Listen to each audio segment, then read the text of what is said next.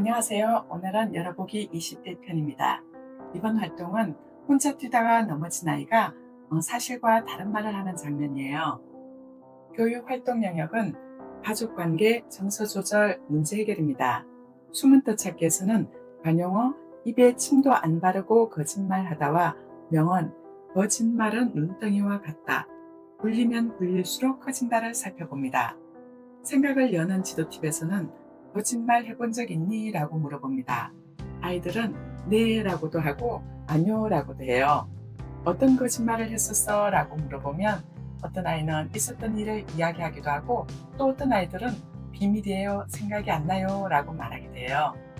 아이들이 거짓말을 시작하면 부모 입장에서는 당황스러운 일일 수 있어요. 하지만 대부분 아이들의 거짓말은 발달 과정에서 자연스럽게 일어나는 현상이에요. 그럼 거짓말에 대한 연령별 특징과 주된 이유, 그리고 지도 방법을 살펴볼게요. 먼저 3살부터 5살 무렵의 아이들은 현실과 상상을 잘 구분하지 못하죠. 이 나이에는 기억이나 생각이 뒤섞여 사실처럼 말로 나온 경우가 많아요. 그러니까 거짓말이라고 단정 짓기보다 사실과 상상을 구분해주는 지도가 필요합니다. 와, 재밌는 이야기구나. 이건 상상한 이야기일까? 정말 있었던 일일까? 라며 부드럽게 현실을 인지시켜주면 도움이 됩니다. 6살 전후가 되면 아이들은 본격적인 거짓말을 시작합니다.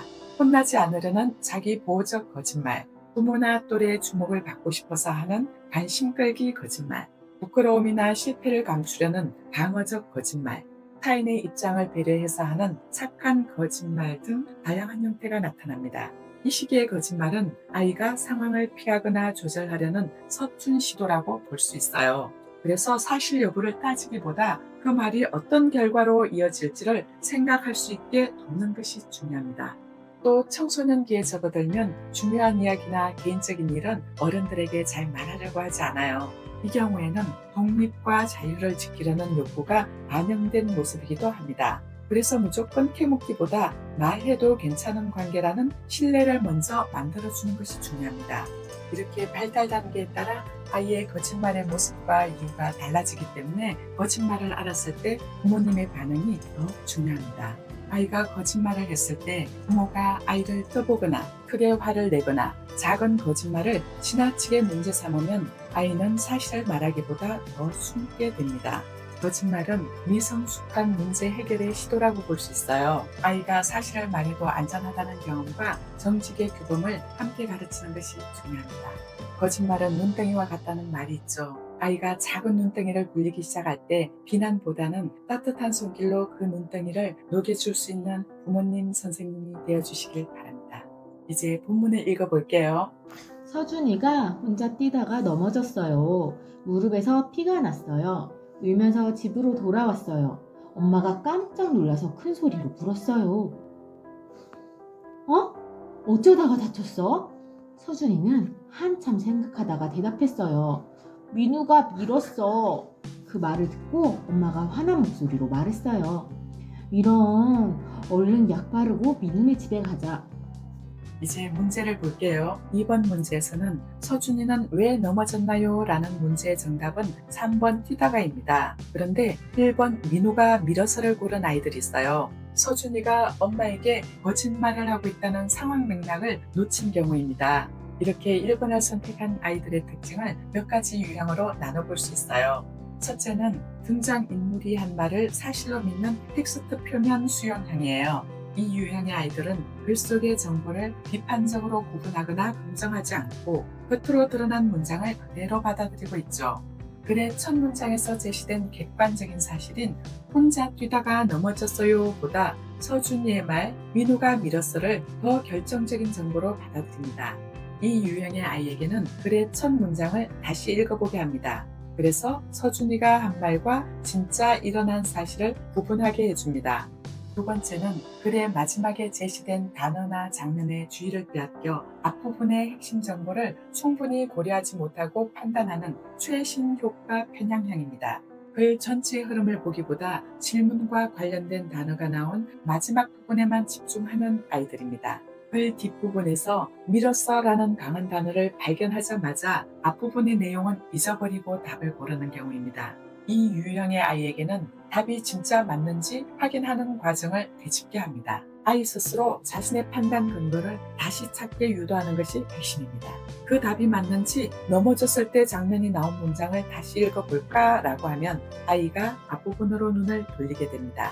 마지막은 누군가 다치고 어른이 화내는 장면에 반응해서 누가 잘못했을 것이라고 판단하는 감정 중심형입니다. 누군가 밀어서 넘어진 경험이 있거나 잘못을 남 탓으로 돌리고 싶어하는 아이들의 심리가 투영된 경우죠.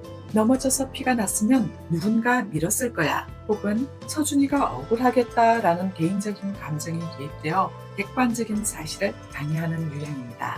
이 아이들에게는 감정보다 사실을 먼저 보게 도와주는 게 중요합니다. 서준이가 넘어졌지? 그때 혼자 있었니? 민호가 같이 있었니? 처럼 사건과 서준이의 말을 나눠서 생각하게 도와주는 질문이 효과적입니다. 이어서 아이들이 내용을 말로 표현하는 장면 보시고요. 오늘 영상은 여기서 마치겠습니다. 감사합니다. 서준이가 혼자 뛰다가 넘어졌어요. 서준이는 울면서 집으로 돌아왔어요. 엄마가 큰 목소리로 물었어요. 왜 다쳤니 서준아? 서준이는 한참을 망설이다가 대답했어요. 민우가 밀었어. 엄마가 화난 목소리로 말했어요. 이런, 얼른 약 바르고 민우네 집으로 가자. 서준이는 혼자 뛰다 넘어졌어요. 서준이는 다친 무릎에 상처를 보고 울면서 집에 갔어요. 엄마가 깜짝 놀라면서 말했어요. 아들, 어쩌다가 다쳤니? 서준이가 말했어요. 민우가 밀었어요. 엄마가 화난 목소리로 말했어요. 이런, 빨리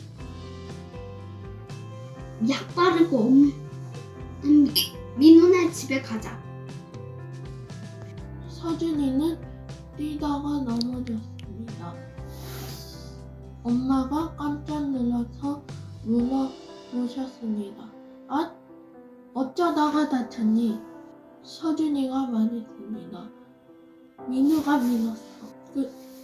서준이는 혼자 뛰다가 넘어졌어요. 근데 엄마가 말했어요.